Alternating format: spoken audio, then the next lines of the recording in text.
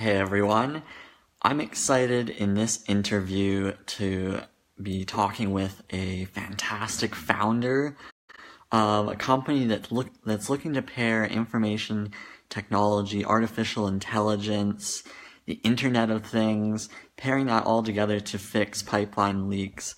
And I'm excited to bring on Meade Lewis, who is the founder of Microtech. And I'm just going to add him here to our broadcast.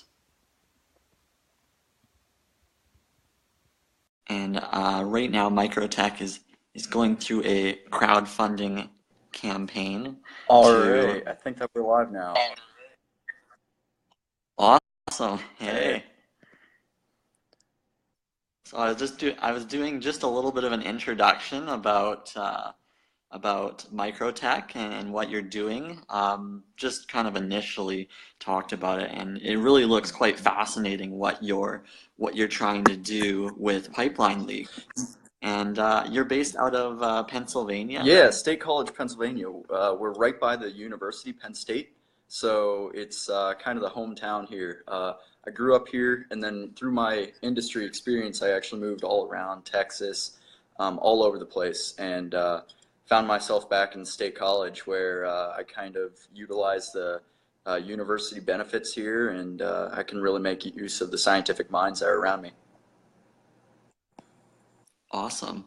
What came about with this idea with Microtech? How did this all begin? Was it kind of during your education there, or did you kind of get into it So afterwards? I actually started school in pre-med, all right, and so then what ended up happening was I accidentally made software for Baxter Incorporated. They're a major pharmaceutical firm.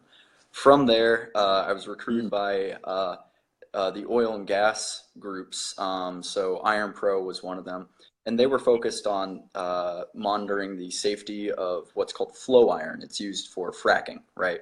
And then within about 6 months there, I became CTO of the entire firm. And this was a medium-sized firm. It was a good-sized firm. And then this continued when I got contacted by a firm called Advanced Upstream Solutions, where their objective was putting IoT devices inside of fluid ends, which are big, expensive $200,000 pressure systems for fracking. Um, and so we were embedding these IoT sensors into these fluid ends and to predict when they were going to fail. Now you start to see where this idea starts coming into play. And mm, by the age of 22, I co-founded a firm called TC Labs, where we did advanced analytics and machine learning on government, healthcare, and oil and gas data. And so we did a whole lot of data systems there. Then finally, now I co-founded my own firm where we kind of merge all of my experience into one, right? IoT, artificial intelligence, big data, all the sciences. We kind of make these IoT, the entire objective here is we make these IoT devices, put them on pipelines, sense the most valuable variables in pipeline longevity, then submit that data to a cloud computing system where we analyze this data a million times over with artificial intelligence modules, and we can really make the pipelines speak. We're projected to have a 96% accuracy. mm. Wow. Are there any competitors that are kind of doing what you're doing? It sounds like it's so forward thinking. Like you're looking at artificial intelligence, which is like it's cutting edge. Like I don't see anyone really doing anything like this. Is this kind of new to the pipeline So industry? one thing that uh, because of the group being entrepreneurial focused, right? So one of the big Mm, things that any investor will tell you is you never want to get involved in something that's never been done before at all, right? And mm, because it's dangerous, if it's high risk if it's never been done before. If there's not competitors, then that might mean that somebody got into the market, realized that it wasn't profitable enough, and stepped back. Now, maybe with a new business model, you mm, can approach that, but still it's risky. Anyway, I digress. For this solution, there are competition uh, companies out there, but what they do is they just make sensors, which normally have about one real sensor on them, They don't necessarily transmit data wirelessly, which so in other words, you need to pay somebody to go out and collect this data. They don't have any analytic capabilities. So in other words, these companies who buy these sensors have to then collect the data, then process the data themselves. And what this boils down to is there's a type of monitoring called pigging, where you will literally get Excel documents that thick on 8.5 by 11 paper, and some poor sap needs to go through and try to find sense in all those numbers, and it's impossible. It is actually impossible. So the artificial intelligence components of it, it doesn't replace humans, right? What it does is it enables humans to see so much more than what we're capable of seeing alone, and that's the exciting part of it. Nice. So you're setting up a crowdfunding campaign right now. How's that going? Where are you kind of seeing it right now, and what do you plan on doing with the funding? ECF is an exciting, so it's equity crowdfunding. So when we think of crowdfunding, we immediately think of things like Kickstarter, right? Where, it's a board game. Heck, I have Explosive Kittens over there on my bookshelf. So that was the top-rated Kickstarter campaign of all time. But anyway, so the difference between equity crowdfunding and crowdfunding, right, is you're investing in my company. You are obtaining what are called crowd-safe securities. And you can do all the research that you want on that. Republic.co has a great documentation on what exactly that means. And I'm not a lawyer. I'm not going to go into all the specifics.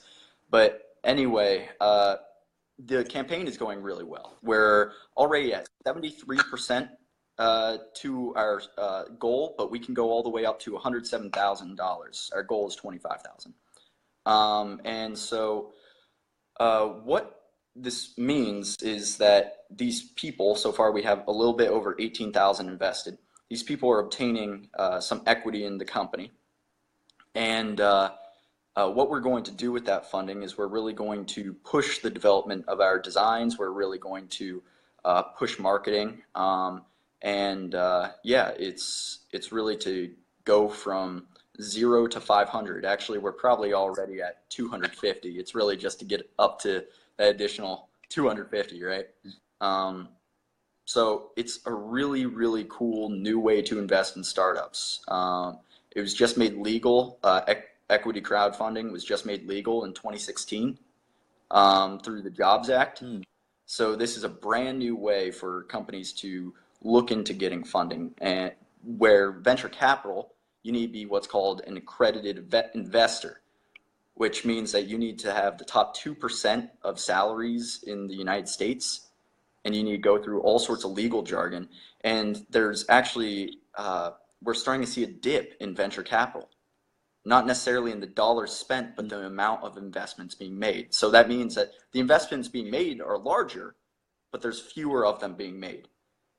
And statistics say that 98% of companies looking for venture capital can't even get a conversation with a venture capitalist. Now, one could say, well, that's because, the majority of those ideas are terrible. And although that might be true, you still have a huge curb to step up over. And so we're lucky enough where we are being heard by venture capital. We are being heard by incubators. And this Republic campaign is a way for us to get some seed funding and go from there.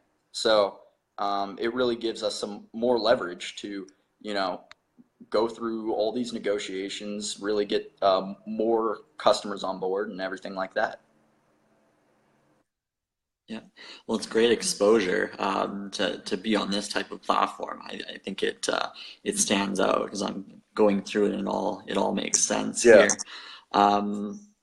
Just looking at the highlights that you've got on the Republic page, capable of preventing 93 leaks per year for the average size customer, saving them over 18 million every year.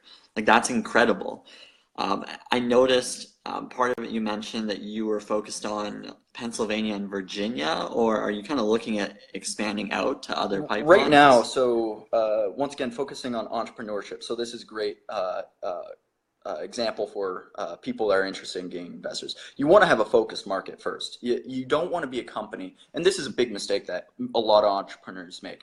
I want to make a automobile company that also services diesel trucks and boats. All right, wait, hold on.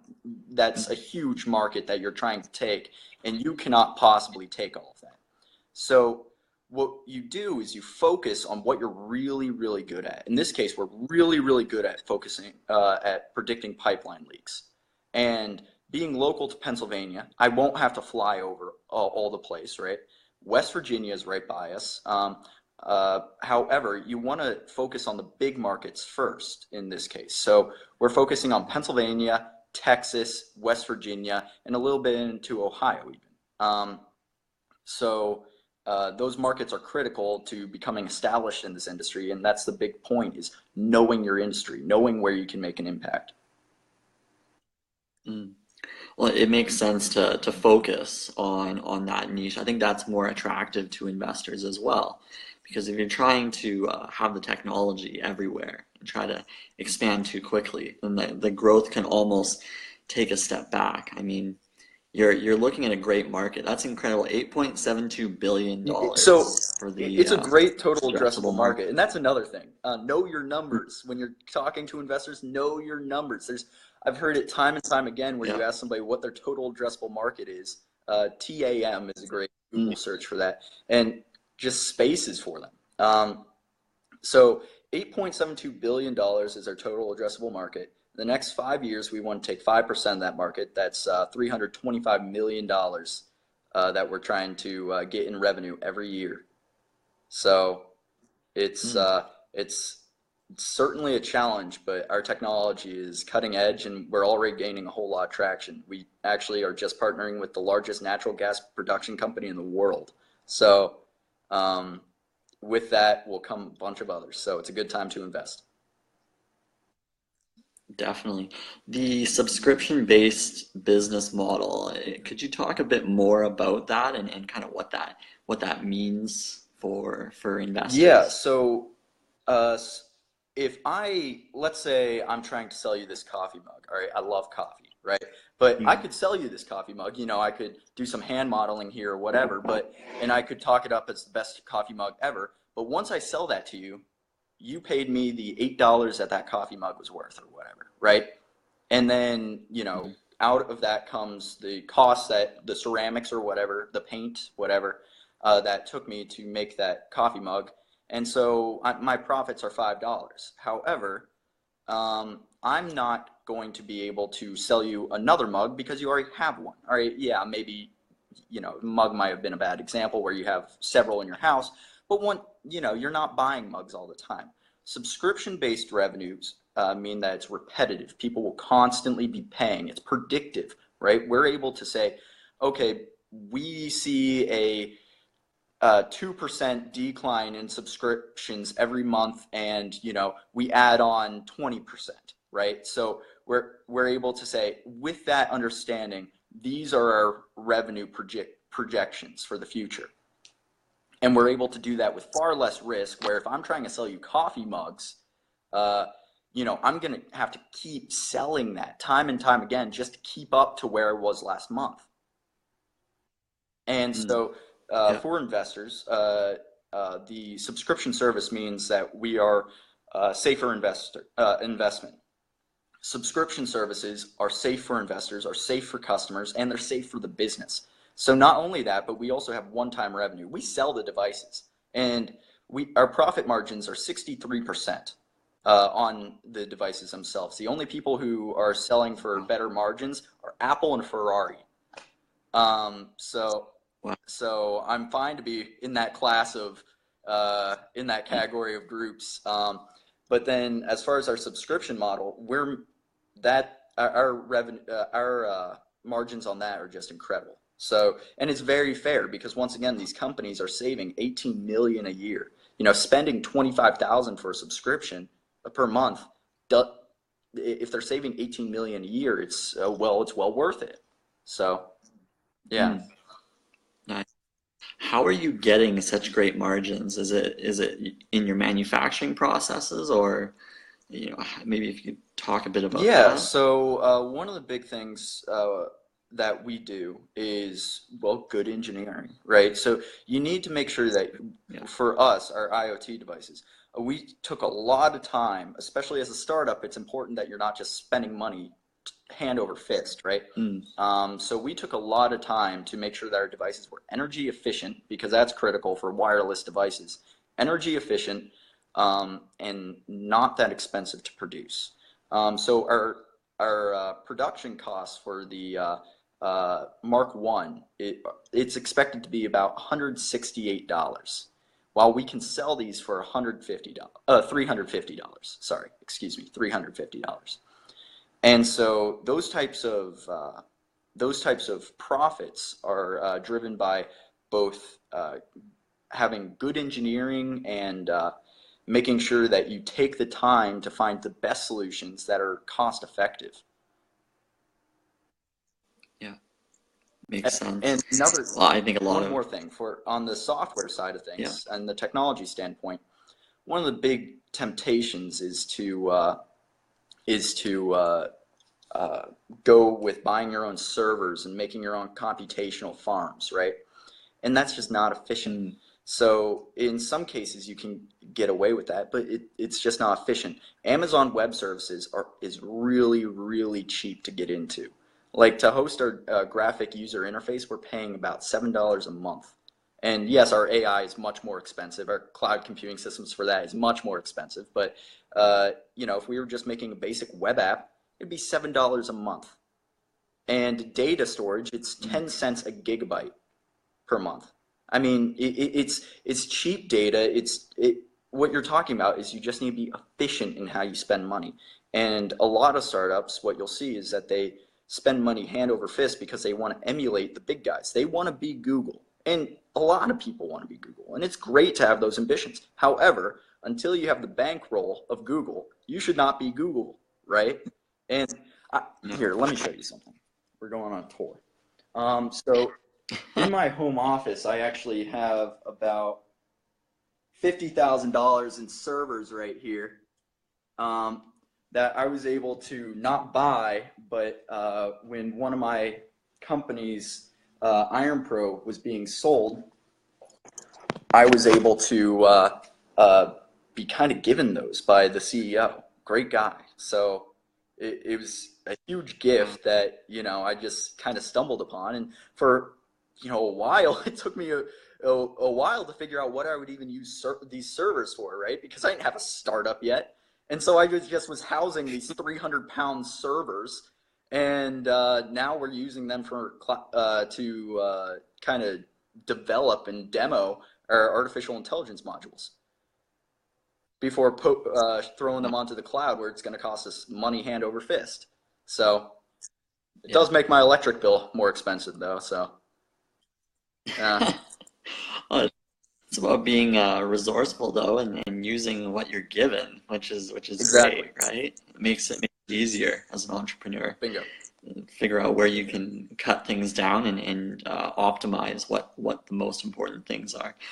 You talk about patents as well. So you've got patents in the works, and that obviously holds water as something that's quite valuable for a startup is to hold patents.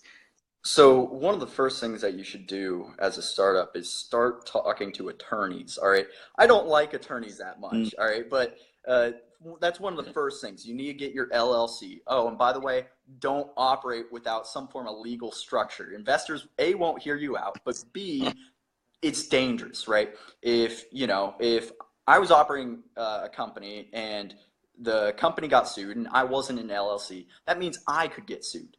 And I don't want to lose my house. I don't want to lose my car because, something freak happened with the company, right? So it minimizes your risk. Limited liability company. I'm limiting my liability. Anyway, I digress. So make friends with a few attorneys. And one of the friends that I made was a great patent attorney based in the DC area. And so most utility patents cost about $8,000 for one patent. And that adds up fast if you're talking about multiple patents. Um, and But he's doing them for us for about $5 grand. each. So that 3 grand off really helps, especially when you're talking about what we're looking at, 6 patents. So uh, that's another big reason for the funding. We need patents. It secures our IP. It makes sure that we continue to be cutting edge and valuable. And how you think about that and how you can justify those costs to investors is a dollar that we spend into patents is a dollar that we make in value to our company over and over and over again. So Yeah, patents are invaluable. makes sense. Yeah. Now you've got a guitar in the background Yeah. there. Are you a guitarist or? So Nice. back when I was in high school, I used to, be a part of kind of a punk group. So yeah, I play guitar, but I used to be a lot better. But now I'm just pretty average at it. I kind of fell behind. Yeah. Well, no, I think that's important if you've got interesting things about you outside of entrepreneurship, because that Well, I makes also it read a more whole lot. appealing. So I have a Oh, bunch. that's Yeah, important. I have a bunch of books on things I'm interested in. Like, have one on Nikola Tesla there, a few on Steve Jobs, and the like. So yeah, it's important to have Makes interests other Yeah, than that's letting your work consume you, right? well, exactly. Well, if you're learning, then you're getting ahead of the crowd. Like the best entrepreneurs in the world, they're reading. Just they're voracious readers. So Yeah, I think that's important. I'm almost a freak when it comes to absorbing information. I don't waste my time with TV. I don't have Mm. cable. I even turned off my Netflix account because I wasn't using it enough. I All I do is I go Yeah. onto YouTube and I Google lectures. MIT puts out all their lectures on YouTube for free, or I don't know if it's all of them, but a huge amount. So there's a great lecture. It's a I think it's 6115 on artificial intelligence. So if you want to learn artificial Mm. intelligence from MIT, you can for free on YouTube. It's absolutely Yeah. incredible, and I don't understand why more people aren't sponging that information up. So Yeah. No, it's crazy. Like you can get some Stanford U, amazing tutorials from incredible professors. I think there's a bunch on there one as of the best well. courses I ever took. It's paid for, but there was one called MBA all in one course on Udemy. Uh, that's So, Udemy. I loved it. The guy was brilliant. It teaches you all about how to approach investors. It teaches you about how to really start your business and what makes a business valuable, right? It talks about how to calculate TAM. It talks about how to calculate SOM. It talks about all of that. And so knowing that going in, you know what numbers to get. So that's half the battle. yeah, yeah, definitely. Well, that's incredible. You're learning all around. Courses, books, that's important. What excites you as an entrepreneur? Like what gets you passionate about artificial intelligence, as an example? I mean, that's something that's cutting edge, and where are you seeing that down the road as we're seeing more chatbots and what you're doing with the Internet of Things, how do you see that progressing? So Internet of Things is going to be everywhere. All right, it is. Uh, we're going to put it in all of our daily pieces of lives, A, to make them better, but also give those companies analytics on their devices, right? So if I'm an automobile Mhm. manufacturer, I would love to know what the health of that vehicle is. That way I know if that engine and transmission system is working together correctly or not, right? And if it's not, I can alert the customer and have them come in. And once again, that's reoccurring revenue. I'm able to charge them for repairs. All right. And so Internet of Things is going to be around us. And I think we need to accept that with open arms. But one of the big risks with Internet of Things is security. One of the biggest hacks in the world actually happened, I think it was February of this year or last. Where Mm. effectively a bunch of Internet of Things devices were hacked, and those devices were used to do a DDoS attack to some of the major communication platforms. And how they were hacked was they just used the standard username of admin and the password of password. I mean, this wasn't like high-end hacking here. This was, it should have been changed. And so we need to accept Internet of Things in open arms, but I think the Internet of Things industry needs to upgrade as far as security, cryptography, and also make it feel less like Big Brother, right? Because if we talk about Amazon, the Amazon Echo Dots and stuff like that, and Alexa, right, always listening, and it spooks people out. It really does, and nearly rightfully so. And so we need to make it feel less like Big Brother, more like a helping service. And then about the artificial intelligence, I think the stupidest thing that we can do is listen to Elon Musk. I have very strong opinions about that guy, but Elon Musk, he talks about, the greatest fear that humanity has is artificial intelligence becoming sentient and taking over the world. No, that's not a risk, okay? If you think about what created something versus what is its master, right? If you're religious, we were created, therefore we have a master. Likewise, artificial intelligence, because it was created, we have a master. If we're a good master, we know how to shut it down, right? We know the engineering behind it. And so these artificial intelligence systems should work hand in hand with humans, only bettering our capabilities. And I think this pipeline monitoring system that we're creating at Microtech is very reminiscent of that, in the sense that we're not telling you to get rid of employees. What we're telling you to do is merge your workforce with our artificial intelligence, and we can get some crazy results out of this, right? Because our artificial intelligence is able to see minute changes that humans just can't, and your humans are able to do solve new problems that our artificial intelligence can't, right? Our artificial intelligence can only understand what it's seen before. That is the definition of artificial intelligence. So, let's say if we show 100 billion pictures of different types of monkeys to an artificial intelligence system, when we show a picture of a cat, it's going to try to define that as some breed of monkey, right? And that's not accurate. It's a cat. But we need to tell the artificial intelligence, well, that one is a cat. And now it can identify a cat some of the time.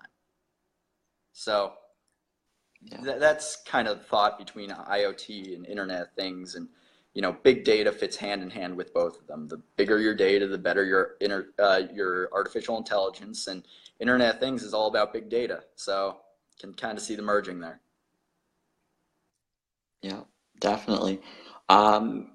What else would you like to highlight as far as Microtech? Is there something that you want to maybe point out that everyone should know? I mean, we'll include the links to your campaign here in the video, and then we'll include the website to learn more. But is there anything else that you'd like to talk about Microtech and where you're headed? Yeah, so it's really exciting because we're not stopping here, right? That would be foolish, right? So our goal is to really bring about what we're titling as Petroleum 2.0, okay? And what we want to do is clean up the energy industry. Currently, the oil and gas industry is really the most relevant energy sector we have. And although green energy would be like where we would like to be, it's not economically feasible. Solar panels are only about 30% efficient, and that's in labs. In outside environment, they're only about 19% efficient. And you can prove that with a simple science experiment. Think of a solar panel in your head. List out some characteristics. Well, they reflect a lot of light. Well, that's missing energy there. They're really hot to the touch. Well, you're transferring that energy into heat. That's not transferring it into the electricity that you need. And also for big solar arrays, you can hear a hum. That's wasted energy. It's sound. It's kinetic. When if it was being transferred into electricity, it would be silent. It'd be silent. It'd be cool to the touch. There'd be no reflection. And so until the development in solar and happens, and then transforming that energy, because that energy, when you capture in solar, is direct current. Our world works off of alternating current. So then you need to, take that direct current, make it into alternating current, and you lose 30% efficiency there. So it's inefficiencies on inefficiencies. And what that means is it's not economically feasible yet. So while these green energy systems develop in the labs of educational systems, we need to be investing our money into safer, more environmentally and economically friendly systems for energy. Petroleum has proven itself as an economic staple and also an energy staple in every country that has ever existed. So keeping with that, keeping with our already existing infrastructure, we can make that safer. So we're doing that at first with pipelines. Then we want to go into making the fracking industry much safer, and then offshore. And offshore being, your offshore rigs like BP. We've shown that with artificial intelligence and the sensors that we're using, we could have stopped the Deepwater Horizon leak before it happened. So that cost them billions of dollars, billions, and that was just one leak. And we also want to go into drone and security systems, but that's for the future. So, yeah. Nice.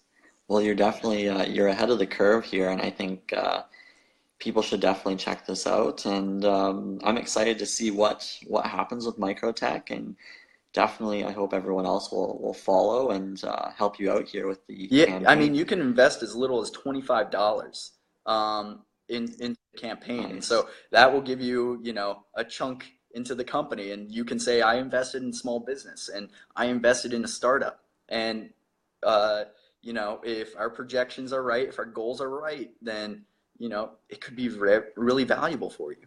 And so check out our campaign, check out the risks involved, check out all of our technology, and we would love to have some people in this group invest. It would be absolutely incredible to see a tight-knit community really invest in innovation. Yeah, well, I think a lot of people are getting into innovation more. Like Bitcoin, people are so interested in that area. So I think people are more excited to invest in entrepreneurs, and especially ones who are changing the way we do things. And then that starts with you, and I think that's fantastic what you're doing. So awesome. Yeah, and one more thing, we have a TED Talk in February, so TEDx CSU. Yes. So we'll post that I link saw on that. on your form, on your Facebook group. Definitely. That adds a ton of credibility. To be on TED is just fantastic. So I was nominated last year, but I couldn't do it. Something came up with work, so I had to tell them no. But this year, when I was nominated again, specifically for Microtech, we're going to go out and really melt some faces with our technology and show them what we're doing. So thank you so much for the interview. This was awesome. Yeah, well, thanks for hopping on, and I hope this helps you out with Microtech, and yeah, we'll stay tuned, see how it goes. Yeah, talk soon. Awesome. All right, bye-bye. Sounds good. Take care.